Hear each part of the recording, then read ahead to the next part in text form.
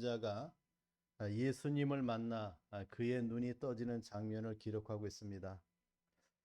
날 때부터 맹인된 자가 주님 때문에 은혜를 받아서 그가 맹인에서 이제 밝은 눈으로 인생의 삶을 새로 시작하는 그런 은혜를 받게 됩니다.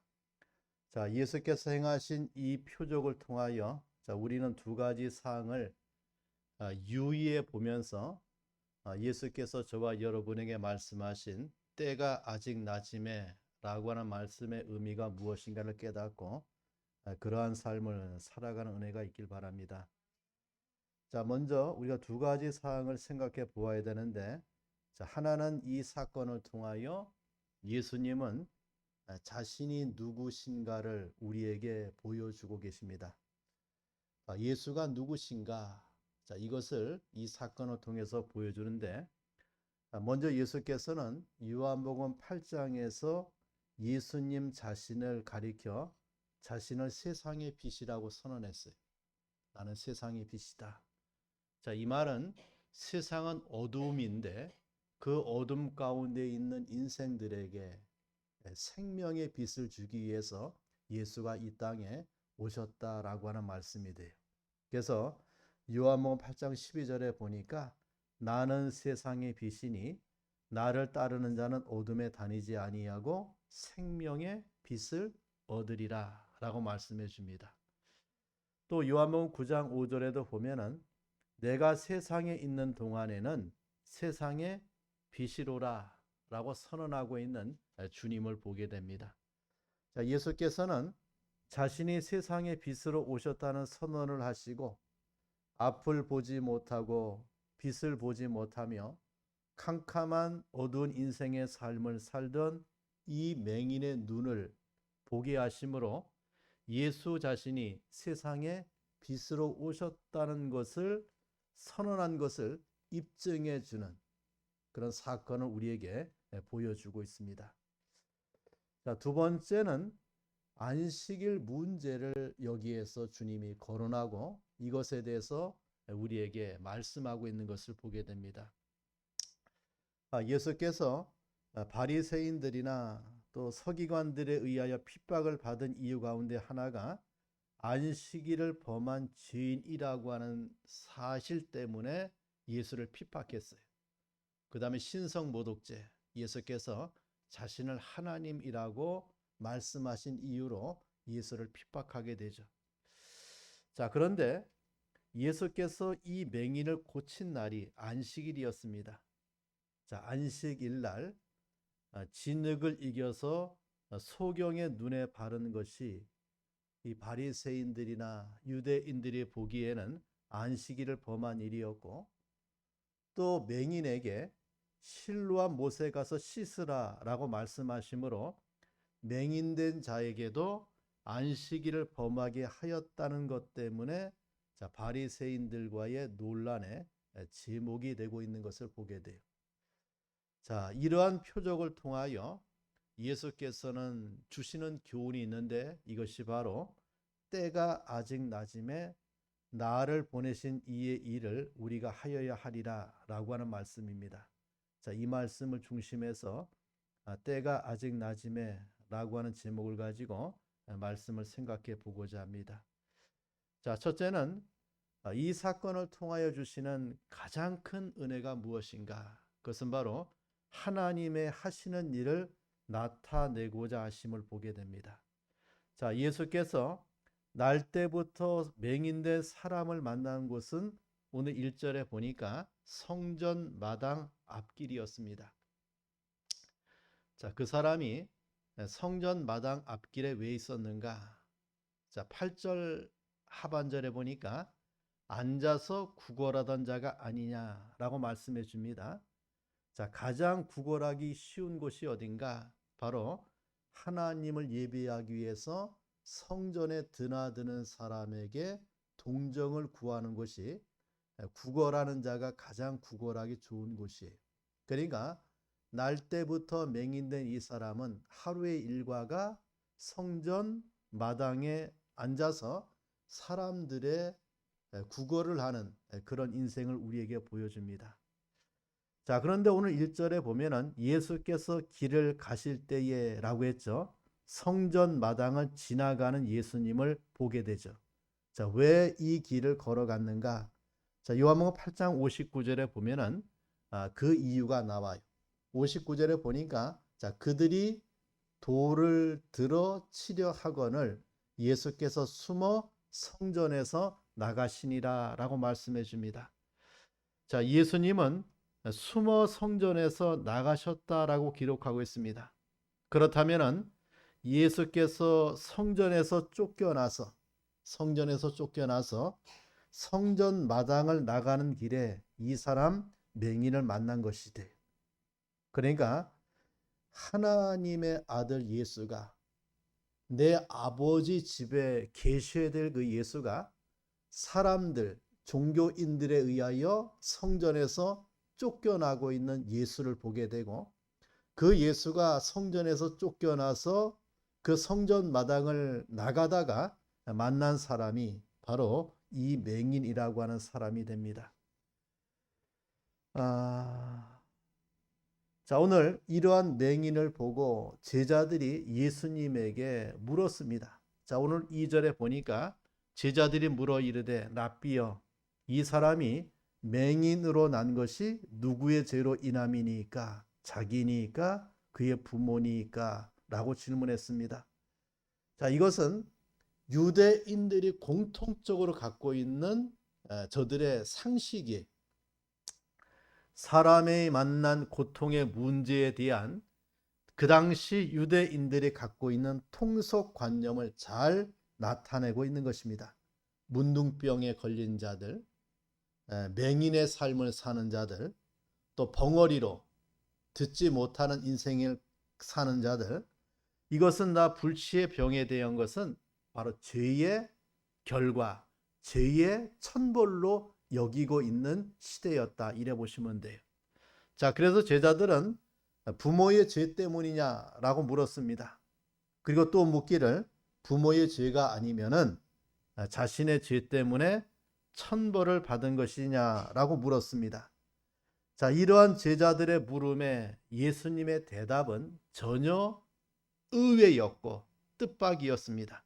자, 우리 3절 말씀에 보면은 예수께서 대답하시되 이 사람이나 그 부모의 죄로 인한 것이 아니라 자, 그에게서 하나님이 하시는 일을 나타내고자 하심이라 라고 말씀해 줍니다.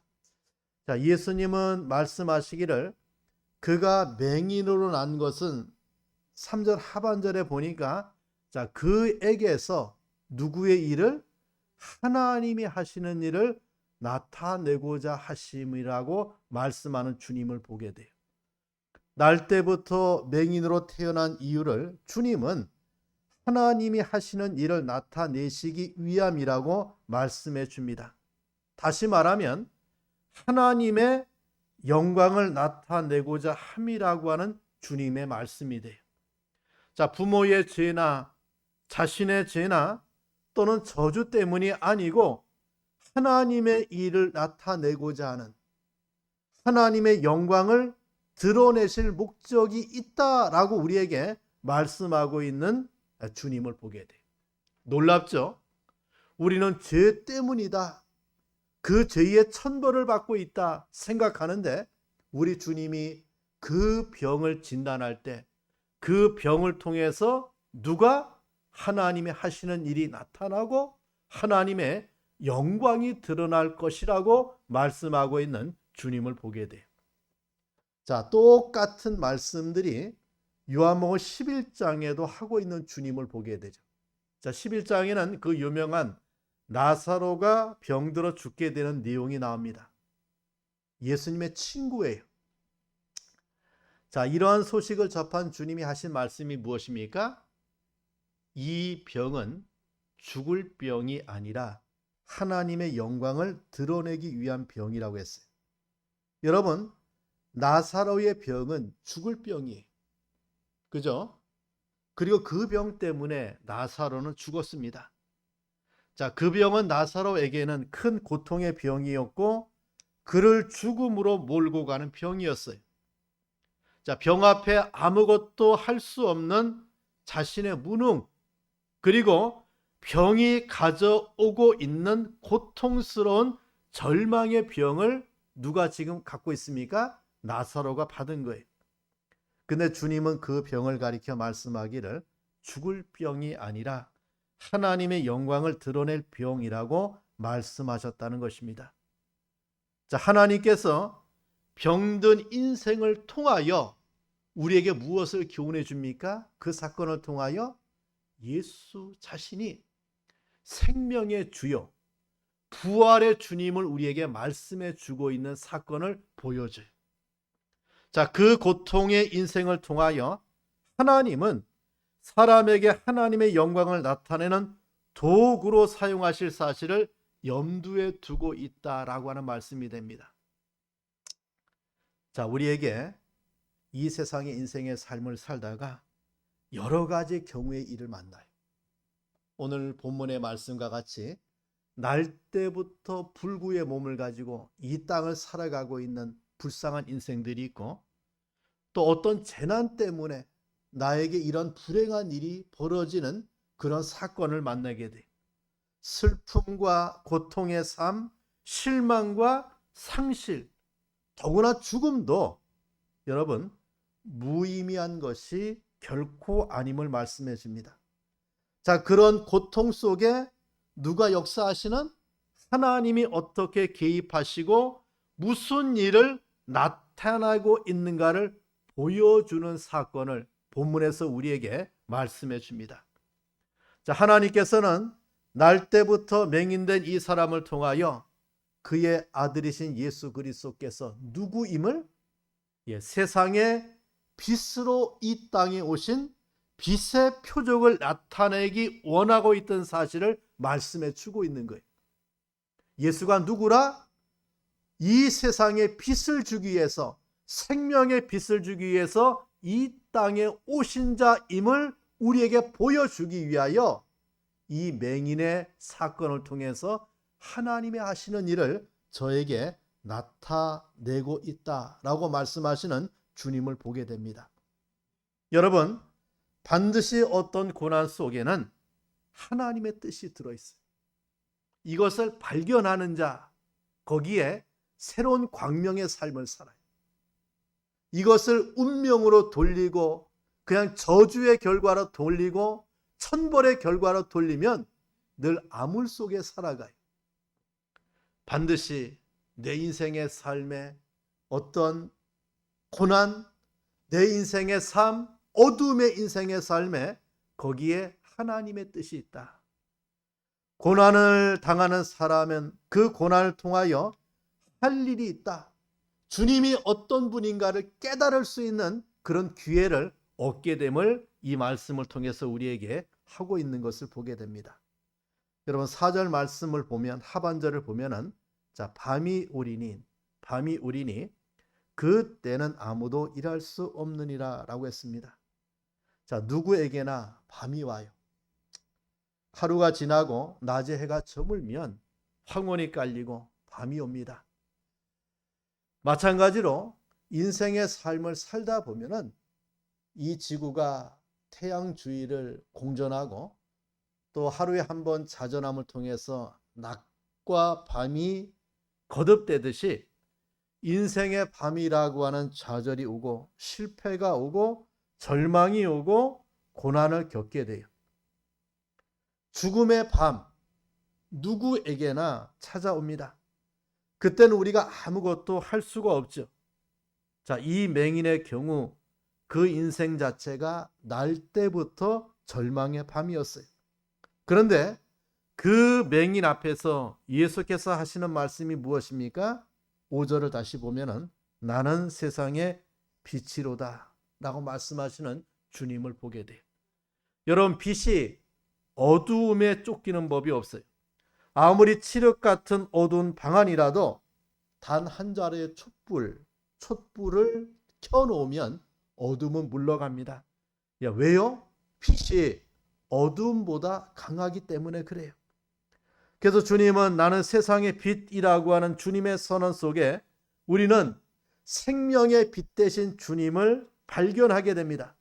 다시 말하면 나는 세상의 빛이라는 말씀의 뜻은 나는 세상의 어둠이 짙고 어둡고 그것이 깊이 깔려 있을지라도 그것을 몰아내고야만은 강한 빛이 누구다? 예수 자신임을 우리에게 말씀하고 있는 것을 보게 돼요. 아침에 동편에 태양이 떠오르면 밤이 사라지는 것과 같습니다. 그리고 그 빛의 이치는 개인적인 입장에서 마찬가지라고 저는 생각이 들어요. 내가 아무리 어둡고 침울한 인생의 고통과 밤을 겪고 있다고 해도 빛 대신 예수가 내 안에 계시면, 그 빛 대신 예수가 나와 함께 하시면, 그 빛 대신 예수의 말씀이 나를 주관하시면, 그 빛 대신 예수의 말씀이 나를 인도하시면 우리는 어둠의 인생이 변해서 아침의 인생의 삶을 살아갈 수 있는 은혜를 말씀해 주고 있어요. 여러분, 지금 여러분이 당하고 있는 절망의 어둠이 있습니까? 낭망의 어둠이 있습니까? 빛 대신 예수 앞에서 그 예수로 말미암아 그 어둠에서 광명의 삶을 살아가는 그런 은혜를 말씀해 주길 바랍니다. 자, 우린 맹인의 경우를 주목해야 되는데, 맹인 자신은 자신의 어두움의 문제를 해결하지 못했어요. 자신의 힘을 가지고 날 때부터 맹인으로 살아서 지금까지 살아오는 동안에 어둠을 해결해 주지 못했어요. 맹인은 어두움이요, 예수는 빛입니다. 맹인은 밤이고 예수는 낮입니다. 자, 빛이 무엇을 해결하고 있는 것을 보게 됩니까? 어두움을 해결하는 것을 보게 돼요. 모든 인간 실존의 고통과 절망의 원인은 인간 스스로 자신의 문제를 해결해 보겠다고 몸부림치다가 되지 않을 때 절망하게 돼요.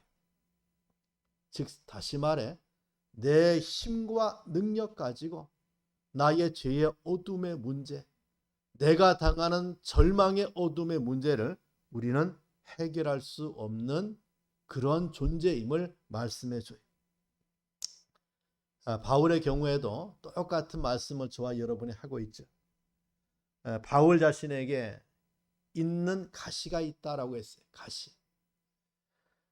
그 가시가 너무 고통스러워서 없애달라고 하나님께 간구했습니다. 자, 이 가시를 신학자들이 몇 가지로 생각해요. 하나는 안질이다, 안질. 그래서 바울이 그의 서신서 대부분을 대필하게 합니다. 아마 눈이 좋지 않아서 안질 때문에 그리했을 것이다. 바울이 자기에게 있는 가시를 안질로 생각하는 그런 경우가 있고, 자, 또 하나는 간질병이라고 여기는 신학자들이 있어요. 자기를 제어하지 못하고 간질병에 걸려서 참 고통스럽게 하는 그런 병일 것이다. 자관 이 가시가 얼마나 그에게 고통을 주었는지 없애달라고 하나님 앞에 간구했어요. 끝까지 간구했습니다. 자, 그런데 하나님이 그러한 바울에게 응답을 주었어요. 자, 그 응답이 놀랍게도 네 은혜가 네게 족하다. 바울은 자신의 이 고통과 고난의 문제, 정말 자기에게 얼마나 아픕니까? 그 가시가, 그 가시를 하나님 앞에 해결해 달라고 애원했는데 하나님은 그러한 바울에게 응답하기를 그 가시는 네 은혜라고 했어요. 네 은혜. 그리고 네 은혜가 네게 족하다라고 말씀해 줍니다.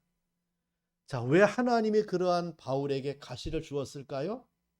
가시 때문에 바울이 교만하지 않도록 하시는 하나님의 은혜의 장치였어요. 얼마나 바울이 대단한 사람입니까? 3층천을 갔다 온 사람이요. 신약 성경에 적어도 13권 내지 12권의 서신서를 보낸 자가 바울이. 선교의 무적이죠. 가는 곳마다 교회를 세우고 하나님의 말씀을 가지고 수많은 역사를 이루어내었던 자가 바울이에요. 그런데 하나님이 그런 바울에게 무엇을 주었습니까? 가시를 주었어요.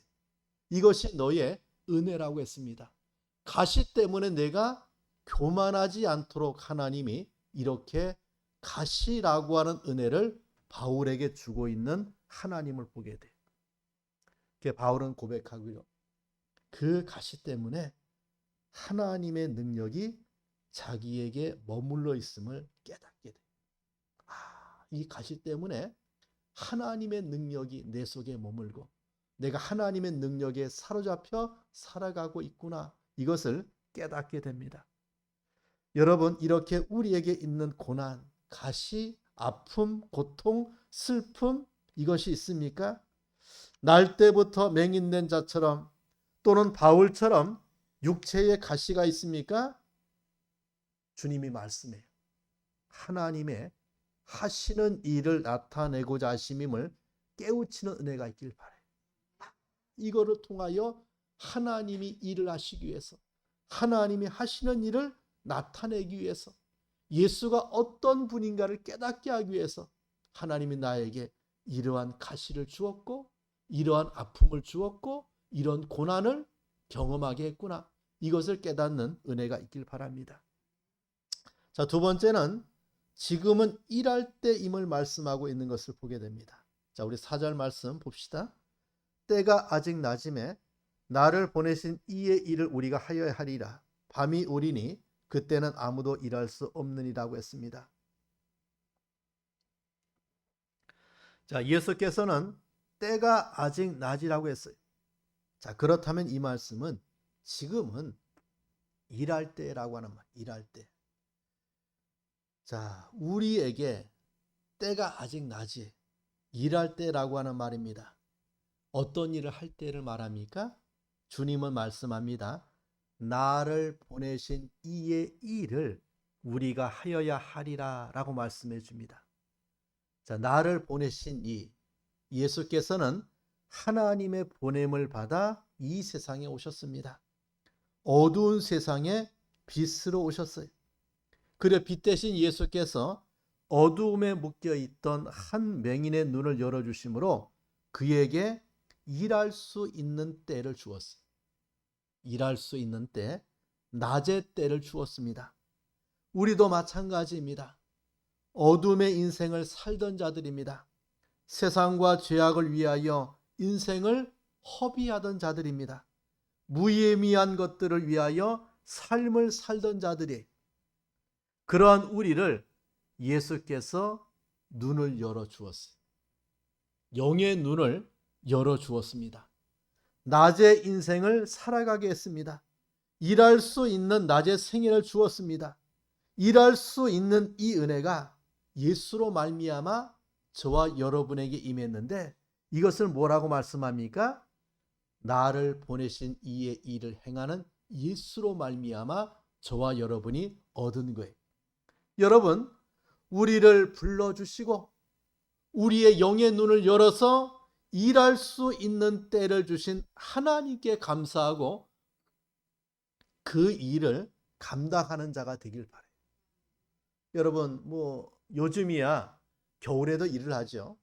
제가 어릴 때 시골에 농촌에 살다 보면은 봄부터 시작해서 이제 가을 추수를 다 끝내면 그 농부들이 이제 골방에 앉아갖고 노름을 하거나 또는 이 겨울을 허비하는 것을 보게 돼요.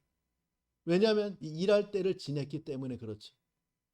자, 우리 인생의 삶에도 봄이 있다고 하면 여름이 있고, 여름이 있다고 하면은 이제 가을이 있고, 이제 가을을 통해서 우리 인생의 삶은 이제 일할 때를 지나가 버리는 밤의 때를 맞이할 것을 말씀해 주고 있다라고 봐요. 여러분, 일할 수 있는 시간을 주신 것을 감사하고 그 때를 잘 활용하시길 바랍니다. 일할 수 있는 직분 주신 것을 감사하고 이 일을 감당하길 바라요. 주님은 말씀합니다. 밤이 온다고 했습니다. 밤이 오리니 그 때는 아무도 일할 수 없느니라고 했습니다. 밤이 오는 인생의 삶 앞에 낮이 있을 동안에 우리는 일을 해야 되고 그 밤이 올 때 우린 아무도 일할 수 없다라고 하는 주님의 말씀을 새겨듣는 은혜가 있길 바랍니다. 자, 세 번째, 이 사건을 통해서 우리에게 주시는 교훈이 무엇인가? 자, 그 말씀의 성취를 보여주시는 주님을 보게 됩니다. 자, 우리 6절 말씀 봅시다. 이 말씀을 하시고 땅에 침을 뱉어 진흙을 이겨 그의 눈에 바르시고라고 했습니다. 자, 예수께서 맹인의 눈을 뜨게 하신 사건이 오늘 본문의 사건뿐만 아니라 적어도 세 군데 이상 나와요. 마가복음 10장 46절 이하에 보면은 그 바디메오의 눈을 뜨게 한 사건이 나옵니다. 그런데 이 바디메오의 눈을 뜨게 한 사건은 말씀으로 눈을 뜨게 했어요. 그러니까 바디메오의 눈을 그냥 말씀으로 띄워서 말씀을 가지고 네 믿음대로 되라 해서 바디메오의 눈이 떠졌어요. 또 마태복음 20장 34절에 보면은 맹인들이, 이제 이건 맹인 수가 많아요. 맹인들의 눈에 주님이 손을 댔어요. 손을 대고 눈을 띄워주는, 눈을 고치는 사건이 나와요. 자, 그런데 본문에 나오는 맹인의 경우는 주님이 땅에 침을 뱉어요. 그 다음에 그 침을 뱉어서 진흙을 이깁니다. 이기고 나서 그 진흙을 그 눈에 발라주어요. 자, 왜 주님이 이렇게 했을까? 자, 그 이유가 있는데, 자, 14절 봅시다. 14절.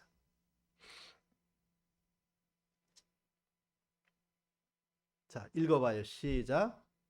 예수께서 진흙을 이겨 눈을 뜨게 하신 날은 안식일이라. 자,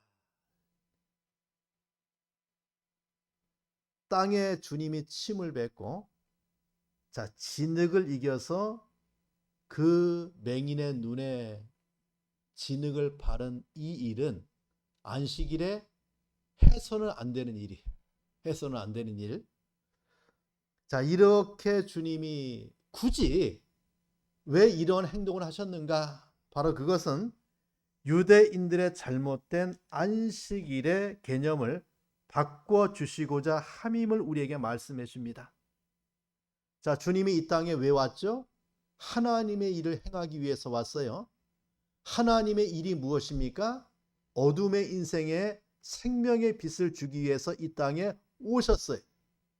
유대인들은 안식일을 지킨다고 해서 이러한 일을 전혀 행하지 않는데 주님은 무엇을 말합니까? 안식일 날 눈먼 자가 눈을 뜨게 하는 이 사건이 왜 안식일을 범하는 것이냐? 이 일을 위하여 안식일이 있다. 이것을 우리에게 알려주고 있는 것을 보게 됩니다. 안식일 날 유대 율법에 해서는 안 되는 일을 예수께서 일부러 그렇게 하신 것은 바로 안식일의 개념을 바꿔주기 위해서 주님이 하고 있는 것을 우리에게 보여줍니다. 자, 또 7절 말씀에 보면은 자, 주님이 실로암 못에 가서 씻으라고 했습니다. 자, 주님도 유대인이 보기에는 안식일을 범하고 있어요. 침을 뱉어서 진흙을 이기는 그 일을 행하고 그것을 가지고 눈에 바른 주님을 보게 되고 또 7절에 보면은 그 맹인에게 주님이 무엇을 말합니까? 안식일에 해서는 안 되는 일을 시키고 있는 주님을 보게 돼요. 자, 이 일이 무엇입니까? 바로 예수께서는 이 일을 통하여 하나님의 일을 하고 있다라고 하는 것을 우리에게 말씀해 줍니다. 다시 한번 4절 봅시다. 때가 아직 낮음에 하나님의 일을 하시는 주님을 우리에게 보여주고 있다라고 하는 말. 다시 말해 안식일의 문제가 아니라 이 사건을 통하여 예수께서는 무엇을 하고 있습니까? 하나님의 일을 하고 있는 주님을 보게 되고 안식일의 의미가 무엇입니까? 하나님의 일을 위하여 안식일이 있음을 우리에게 교훈하고 있는 것을 우리에게 보여줍니다. 좀 더 자세히 살펴보면 7절 하반절에 이러한 주님의 말씀을 받은 맹인이 이에 가서라고 했습니다. 자, 이에 가서 누가 가라고 했어요? 예수께서 가라고 했죠. 누가 보냈습니까? 예수께서 보냈습니다. 자, 이것이 정말 중대해요. 자, 누가 가라고 했느냐? 누가 보냈느냐가 중요합니다. 우리 성경에 보면은 예수께서 베푸신 표적과 이적에는 예수의 말씀에 가라고 할 때 갈 때, 예수의 말씀에 그 일을 행하라고 할 때 어떤 일이 따라와요? 기적이 일어나고 표적이 일어나고 그 말씀대로 성취되는 역사가 일어나요. 여러분, 실로암에 1000번, 10,000번 가도 소용이 없어요. 주께서 가라 하실 때 가야 돼요. 가야 돼요.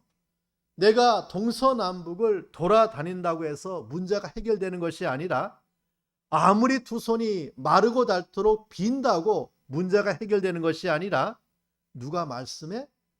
하나님이 예수께서 나에게 말씀할 때 그 말씀의 순종의 결과 따라오는 표적과 이적을 말씀해 줍니다.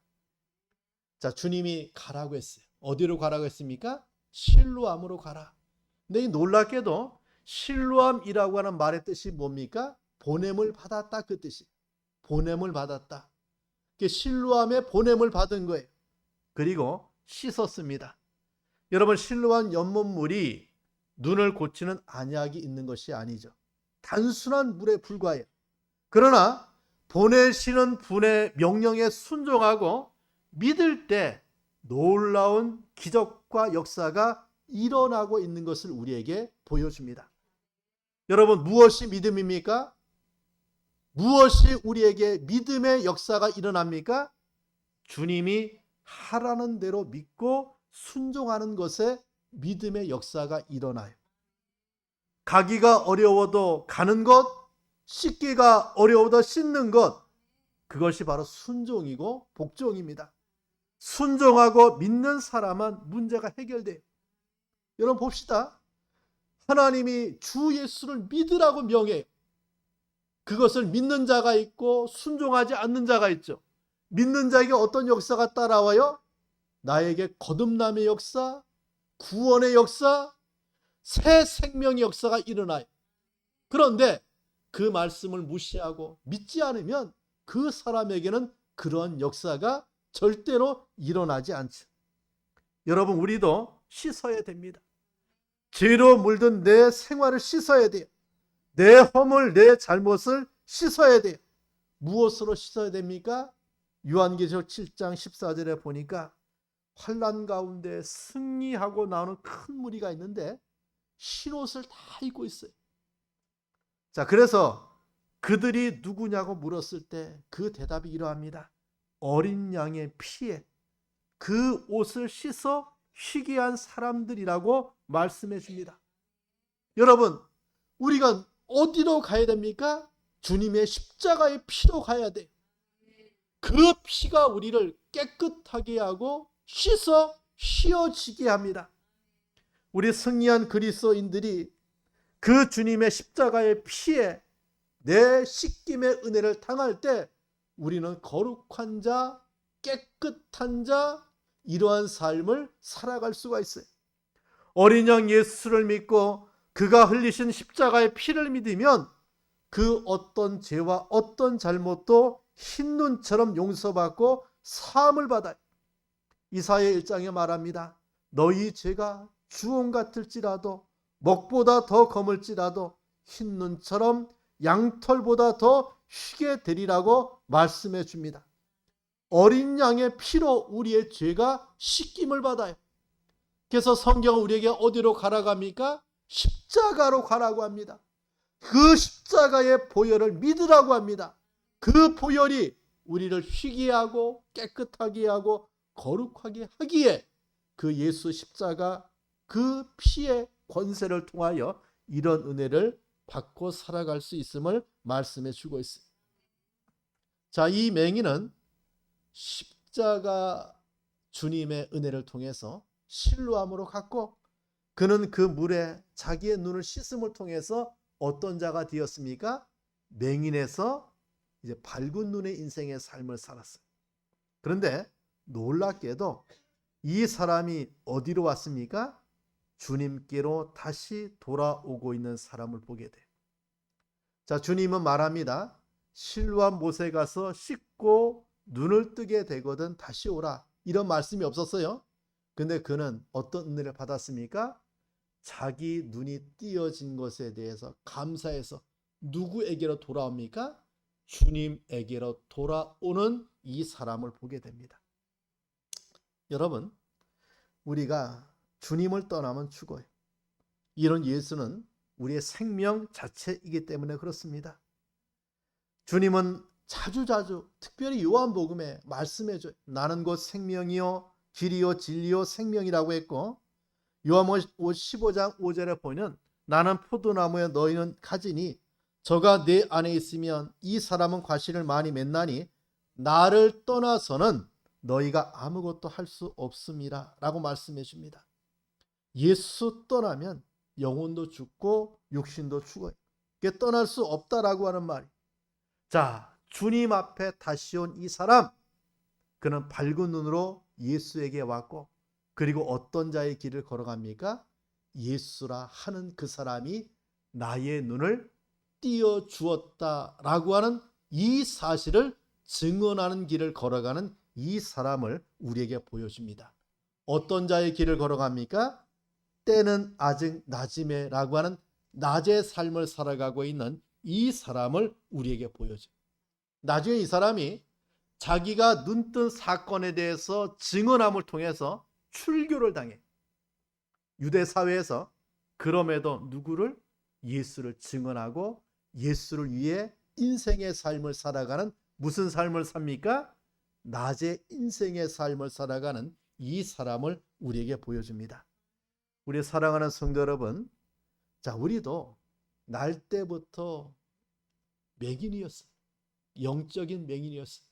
죄로 말미암아 내 눈이 감겨져 있는 어둠의 인생의 삶을 살았던 우리 인생들이었어요. 그런데 누가? 예수께서 우리를 찾아오셔서 우리의 이 영의 눈을 띄어 주었어요. 생명의 눈을 열어 주었어요. 낮의 삶을 살아갈 수 있도록 은혜를 베풀어 주었습니다. 자, 그렇다면은 저와 여러분의 인생의 삶 가운데 지금 저와 여러분은 낮의 인생의 삶을 살아가야 돼.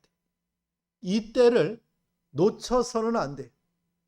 밤이 오리니 그때는 일할 수 없다라고 주님이 말씀합니다.